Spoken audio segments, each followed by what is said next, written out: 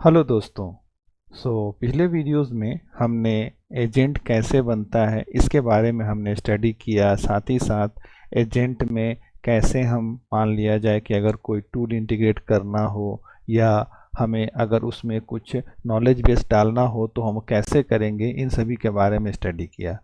आज हम स्टडी करने जा रहे हैं कि हम मल्टी एजेंट सॉल्यूशन कैसे बनाएंगे। ओके। दोस्तों, अगर आप इस चैनल पे नए हैं तो प्लीज़ चैनल को सब्सक्राइब कीजिए और वीडियो को लाइक शेयर कीजिए।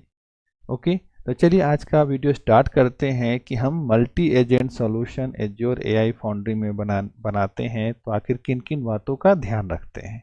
ओके, तो सबसे पहले आज का जो हमारा एजेंडा है वो इन टॉपिक पे है कि जस्ट लाइक कि हमारा ये हम सबसे पहले समझेंगे कि कनेक्टेड एजेंट्स क्या होते हैं, दूसरा कि बेनिफिट्स क्या होता है इसका और ये कैसे काम करता है, और फिर इसके बाद नेक्स्ट हम देखेंगे कि मल्टी एजेंट सॉल्यूशंस में सबके रोल क्या होते हैं, कुछ डिजाइन प्रिंसिपल्स के बारे में स्टडी करेंगे, साथ ही साथ हम कैसे इसको इम्प्लीमेंट कर सकते हैं इसके बारे में देखेंगे और फाइनली बेस्ट प्रैक्टिसेस के बारे में देखेंगे। ओके, तो सबसे पहले हम ये समझते हैं कि कनेक्टेड एजेंट्स क्या होते हैं। ओके, तो देखिए कनेक्टेड एजेंट्स का मतलब क्या हो गया कि हम बहुत सारे एजेंट यूज़ कर रहे हैं। अब इसमें क्या है कि जस्ट लाइक कि आप सपोज कीजिए कि आपके पास एक कॉम्प्लेक्स टास्क है, तो सारा टास्क के लिए एक एजेंट कॉन्फ़िगर करना मुश्किल है। तो अब ये है कि अब सारा काम हम एक एजेंट से ना करा करके हम डिफरेंट डिफरेंट एजेंट क्रिएट करते हैं स्पेसिफिक टास्क के लिए।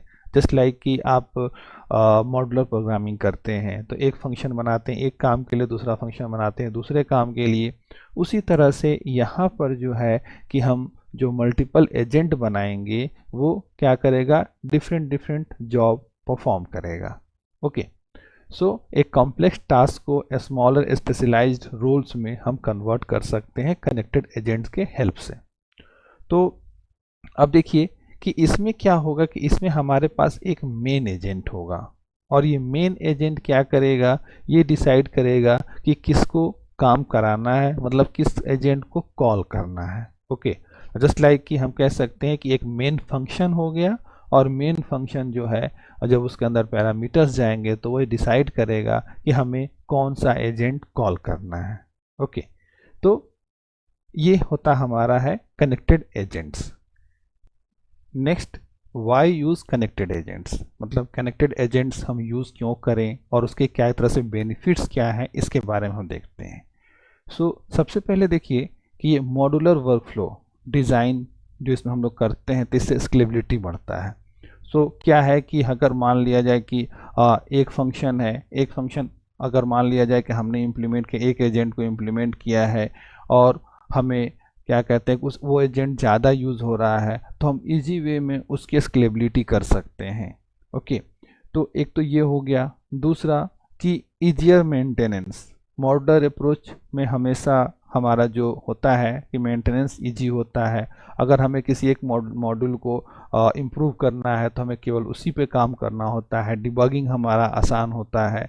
ओके, और इसमें एक्यूरेसी हाई हो जाती है क्योंकि एक एजेंट के ऊपर ज़्यादा बर्डन नहीं होता है, इसीलिए इसमें एक्यूरेसी आपकी हाई होती है क्योंकि एक एजेंट को एक ही काम करना रहता है।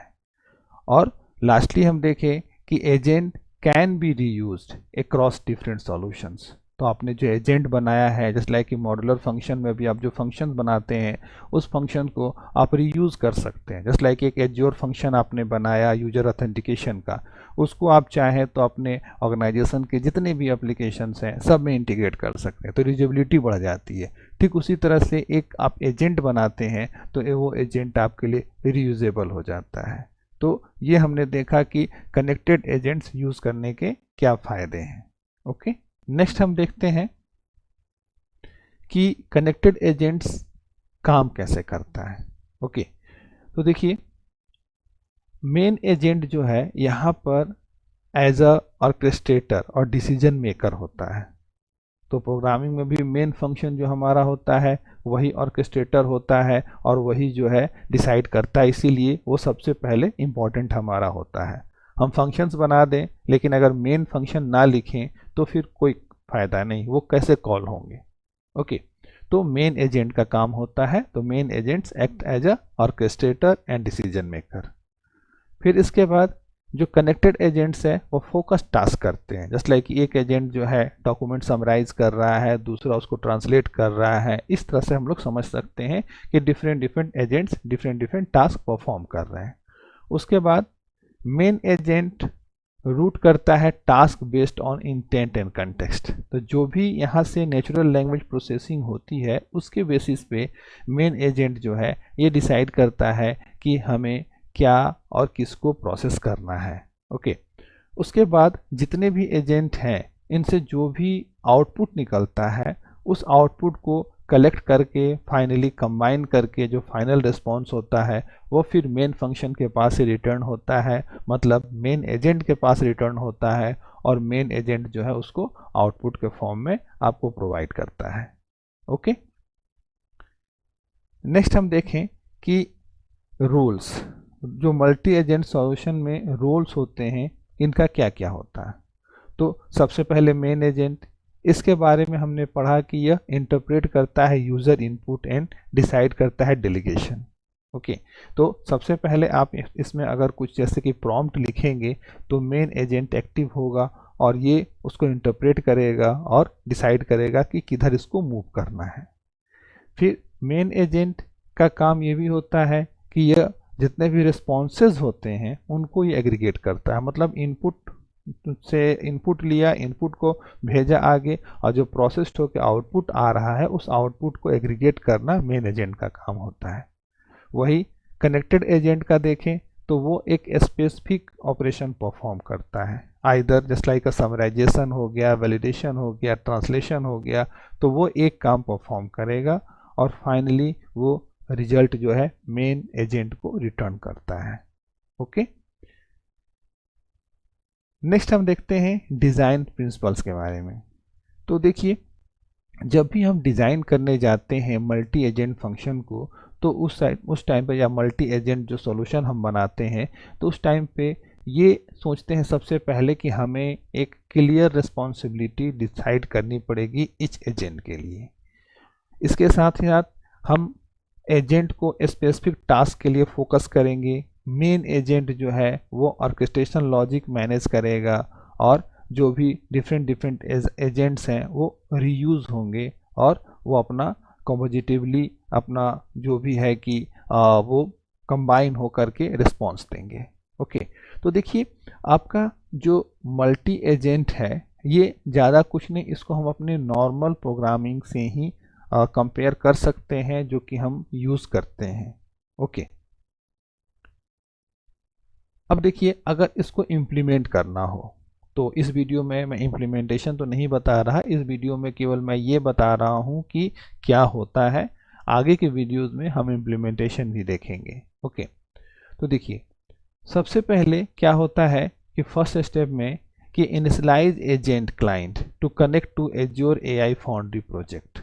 पहला काम हम ये करते हैं कि एज्योर एआई फाउंड्री प्रोजेक्ट से कनेक्ट करते हैं क्लाइंट को।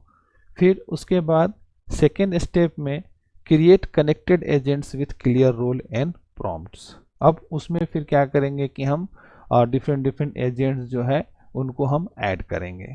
ओके, फिर register connected agents using connected agent tool.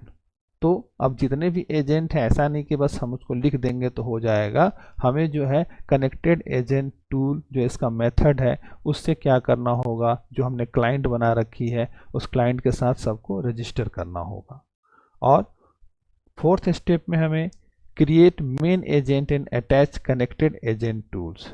अब हमें सब सारा जब हमने कंसिडर कर दिया तो इसके बाद में हमें मेन एजेंट बनाना है और साथ ही साथ इसमें डिफरेंट डिफरेंट एजेंट्स को भी कनेक्ट करना है और फाइनली हमें वर्कफ्लो को रन करना है और जो भी आउटपुट आ रहा है उसको एग्रीगेट करके शो करना है। ओके, तो ये हमारा स्टेप बाय स्टेप इम्प्लीमेंटेशन हो गया कि कैसे हम चीज़ों को करेंगे, पहले क्या करेंगे, बीच में क्या करेंगे, लास्ट में क्या करेंगे। ओके,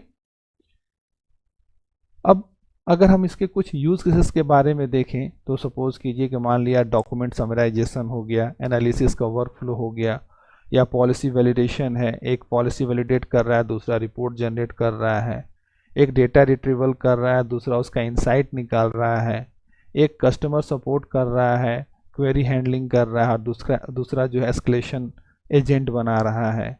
तो इस तरह से क्या है कि हम एक टास्क को मल्टीपल टास्क में तोड़ करके अलग अलग यूज केस बना सकते हैं। ओके, सो फाइनली ऐसा नहीं है कि हम जब मल्टी एजेंट बनाने जाते हैं तो हम बस ऐसे ही बना देंगे। हमारे पास कुछ बेस्ट प्रैक्टिसेस भी होती है जिनको ध्यान रखने की ज़रूरत होती है।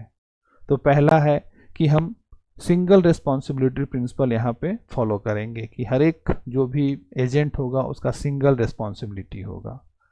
दूसरा है कि टेस्ट करना होता है कनेक्टेड एजेंट्स का इंडिविजुअली बिफोर ऑर्केस्ट्रेशन। आप एक एक एजेंट को पहले टेस्ट कीजिए, मेन एजेंट का जो ऑर्केस्ट्रेशन होने से पहले आप सिंगल सिंगल एजेंट सही काम कर रहे हैं कि नहीं, इसको टेस्ट कीजिए। उसके बाद document prompt tool and agent roles clearly. अब इसमें जो भी टूल्स हैं, एजेंट हैं, इनका रोल क्लियरली डिफाइन होना चाहिए। और इसमें use tools like API, azure function when needed. तो जब हमें जहाँ ज़रूरत होगी वहाँ पे हम एपीआई और एज्योर फंक्शन को भी इंक्लूड करते हैं। ओके, नेक्स्ट हम फाइनली समरी पे आते हैं। तो समरी पे हम ये देखते हैं कि ये अगर कंप्लीट तरह से हम देखें तो जैसा कि मैंने बताया था कि जो हमारा प्रोग्रामिंग अप्रोच होता है कि हम मेन फंक्शन बनाते हैं, मेन फंक्शन के अंदर जस्ट लाइक ए सिंपल एक कैलकुलेटर भी बना रहे हैं। तो एक फंक्शन हमने बनाया है ऐड करने का, दूसरा सब्सट्रैक्ट करने का, तीसरा मल्टीप्लाई, चौथा डिवाइड। तो मेन फंक्शन में हम प्रॉम्प्ट लिखते हैं और प्रॉम्प्ट में फिर पूछते हैं कि आपको क्या कराना है। अगर उसको ऐड कराना होता है तो ऐड को कॉल करते हैं, सब्सट्रैक्ट करना होता है तो सब्सट्रैक्ट को करते हैं कॉल। तो उसी तरह से यहाँ पर एजेंट डिसाइड करता है कि हमें जो है किस एजेंट से, जो मेन एजेंट है वो डिसाइड करता है कि हमें किस एजेंट को कॉल करना है। ओके, तो ये पूरी तरह से एक मॉड्यूलर डिज़ाइन अप्रोच हो गया जो कि हम सिंगल रिस्पॉन्सिबिलिटी प्रिंसिपल पे बनाते हैं। ओके, तो दोस्तों आज के वीडियो में हमने ये देखा कि हम कैसे multi agent solution azure AI foundry में बनाते हैं और इसके क्या बेनिफिट्स होते हैं, इन सभी चीज़ों के बारे में स्टडी किया। नेक्स्ट वीडियो में हम ये देखेंगे कि इसे कैसे इम्प्लीमेंट करते हैं। ओके दोस्तों, थैंक यू।